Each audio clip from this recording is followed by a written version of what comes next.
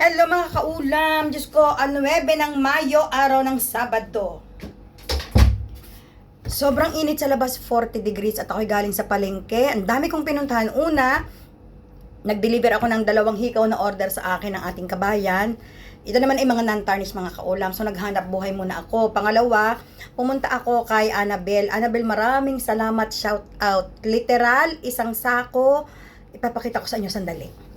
Ito na, literal na isang sako mga kaulam. Ito, sobrang laki ng plastic. Areng nasa brown na bag na malaki ay puno ng dahon ng malunggay. Talagang nagtiyaga ako mga kaulam na puntahan sa kanya. Sobrang dami, ayan. Dahil ito ay ihahatid ko din ang kalahati sa kapatid ko, sa mga kapatid ko para hindi na sila bibili ng malunggay. Mahal dito ang malunggay mga kaulam, lalo na itong bunga, ang tawag nila dito ay drumstick, lalo na itong bunga. Yung dahon, yung isang plastic ay nagkakahalaga sa atin ng 80 pesos. So yung ibinigay sa akin ni Annabel, hindi lilimang plastic yun. Tapos tingnan naman ninyo, ito oh, sobrang dami nito oh.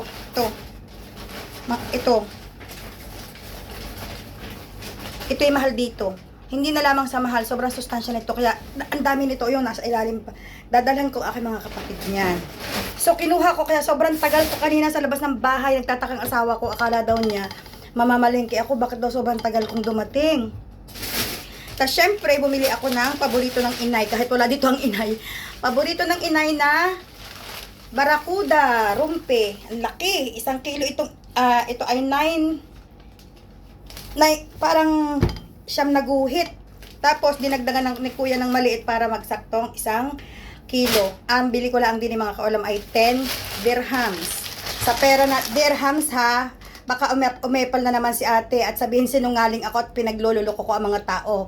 Dirhams nga ni. Ang 10 dirhams po ay ang 10 dirhams ay 160.50. 165 yon. Tapos, bumili din ako ng hipon. 1 kilong hipon,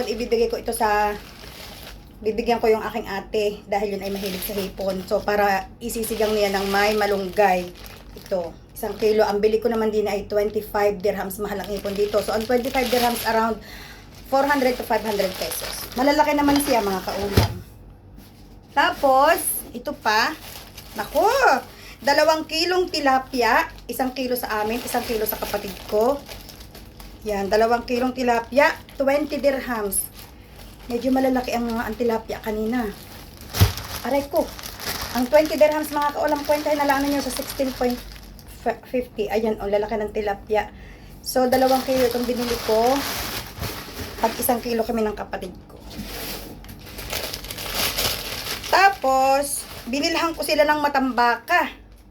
Sobrang ganda ng matambaka, ang lalaki. 2 kilo ay 15. Mga kaulam, nakuha ko ng 2 kilo ay 15 ang matambaka. Masarap ito actually ay inihaw. Ang problema, walang ihawan. So, masarap din ito sa sigang, masarap ito sa sinaing sa kalamyas na tuyo, at masarap din ito ng prito, anything.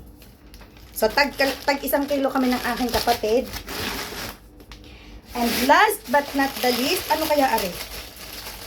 Ayun, syempre may pampano tayo, nakakuha tayo ng maliliit na pampano.